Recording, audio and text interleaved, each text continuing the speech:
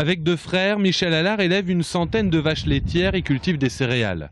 Durant 6 mois, ils ont été victimes de vols de fioul. Régulièrement, les véhicules étaient siphonnés pour un préjudice de 3 000 €. C'était dans le secteur, mais ça bougeait dans le département quand même, parce que à chaque fois, je suis allé déposer plainte à la gendarmerie et on n'était pas les seuls dans ce cas-là, quoi. Le bureau de la ferme a été visité une fois, si bien que l'éleveur a décidé d'y installer une alarme. Dans le département, 87 cas de vol simples ont été recensés en 2013, du matériel, du carburant, des produits phytosanitaires essentiellement. Et c'est pour prévenir ces délits que la gendarmerie d'Indre-et-Loire a lancé le protocole Alerte Agri.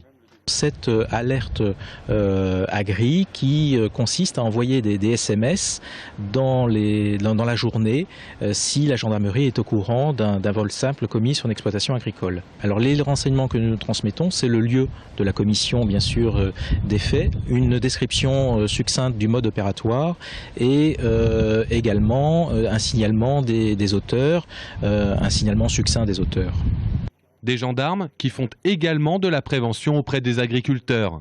Le principal et le primordial et puis le plus simple, c'est généralement d'essayer de fermer à clé ces hangars dans lesquels se trouve du matériel agricole ou de l'outillage.